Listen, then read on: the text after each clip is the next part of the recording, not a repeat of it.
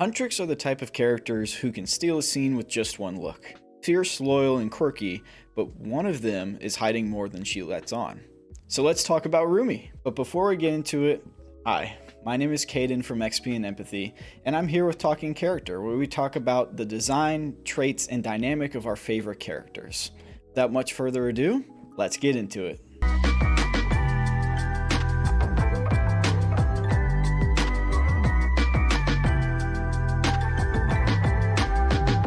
Rumi is one of our main three heroines of Netflix's K-pop Demon Hunters, a movie about a trio of K-pop idols who secretly protect our world by battling demons and using their music to seal away them and their king to the underworld. Rumi is the lead vocalist of Huntrix, serving as their leader, and is shown to have a very driven personality, even to the point of being called a workaholic. She's fiercely protective of her friends and fans, and serious about her mission, although she's not above indulging her silliness with her friends. Spoilers for those who haven't seen the movie yet, but Rumi hides a secret side of herself from the world and even her closest friends. This side being her demon heritage, which she struggles to reveal and accept, driving the primary conflict of the movie. Now that you know a little bit more about her, let's talk about Rumi's design.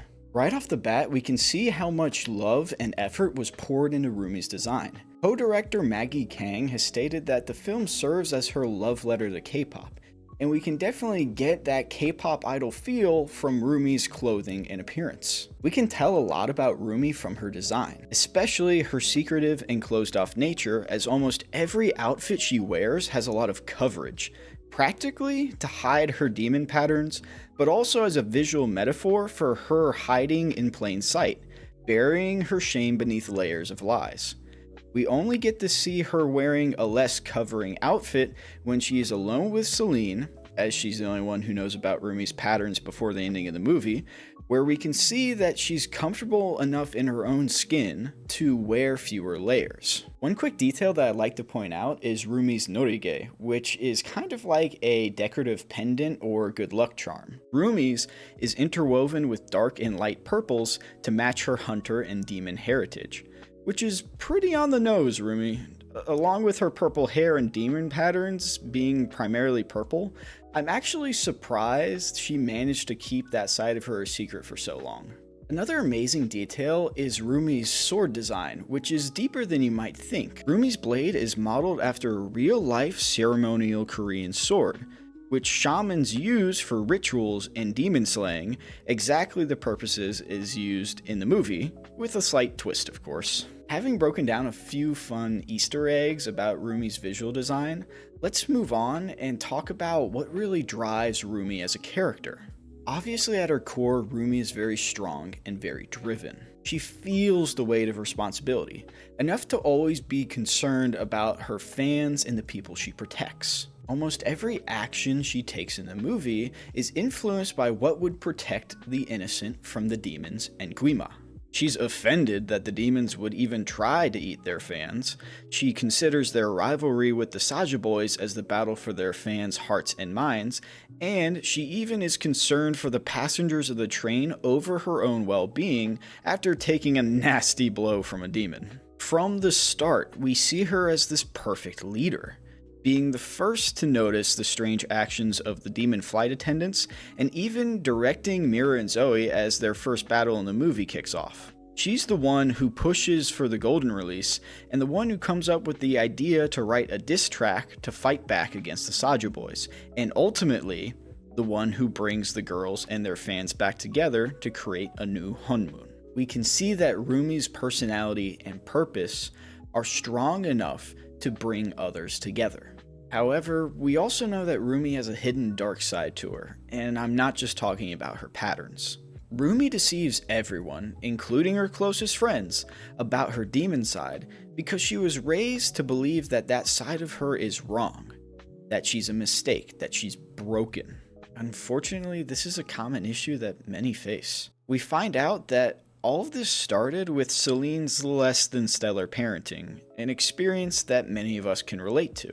Rumi's identity crisis is exactly what sets up the driving conflict of the movie. So now that we know a little bit more about who Rumi is as a person, let's take a look at her arc and how she develops throughout the film. Her fans talk about her being pop star royalty and how beautiful her voice is, but they really don't describe her personality the same way we learn about Mira's rough nature or Zoe's split between cuteness and savageness. This really sets up the story to be Rumi's story, exploring more about her than others, although we do get some good arcs for Mira, Zoe, and Jinu.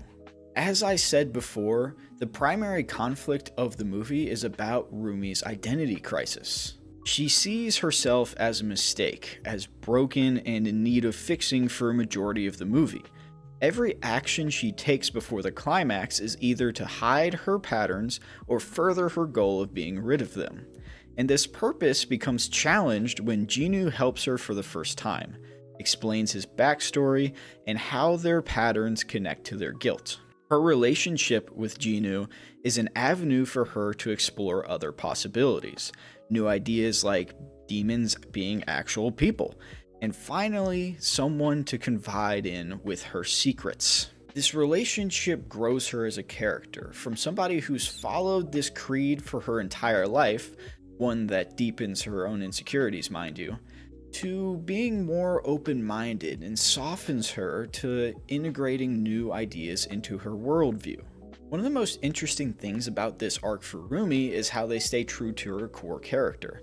She's still a workaholic, she's still driven to seal the honeymoon, but she sees how Huntrix can improve their songs and ideals to be a lot more inclusive.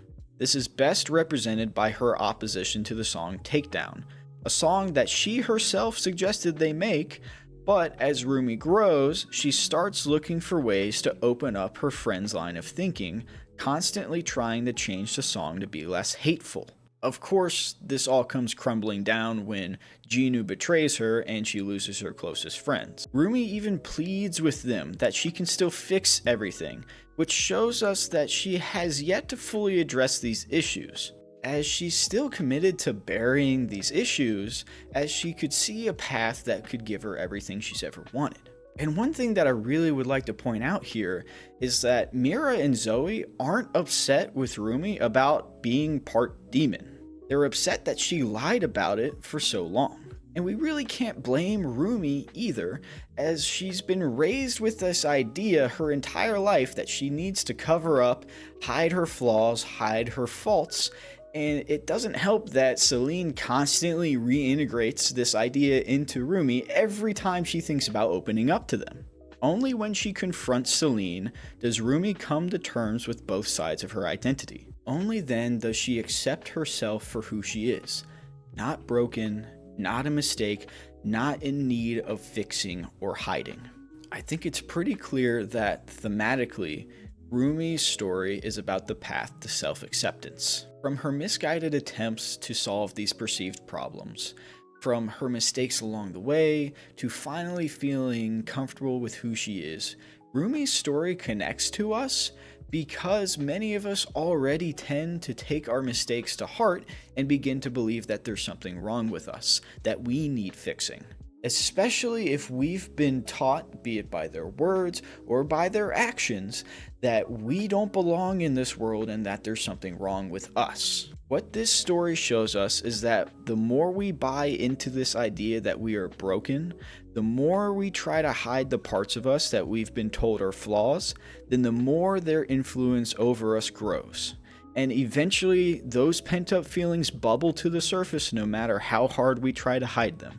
They'll be released in a very negative way. Just like Rumi, we'll eventually be faced with the conflict inside of us, and we'll have to learn to accept those hidden parts of ourselves. Be it through whatever medium makes us the most comfortable, we need to learn to love and accept ourselves for who we are. One of the greatest things about the ending of this movie is that we can see how one person's vulnerability, one person's self-acceptance, one person's success story can inspire others to love and accept themselves for who they are. If there's one thing I hope you take away from Rumi's story, it's that you can't fix what's not broken.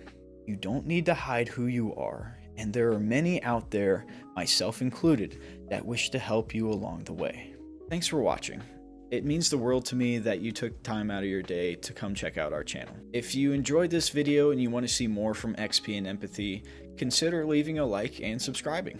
Let me know in the comments what character I should do next, Zoe, Mira, or Genu.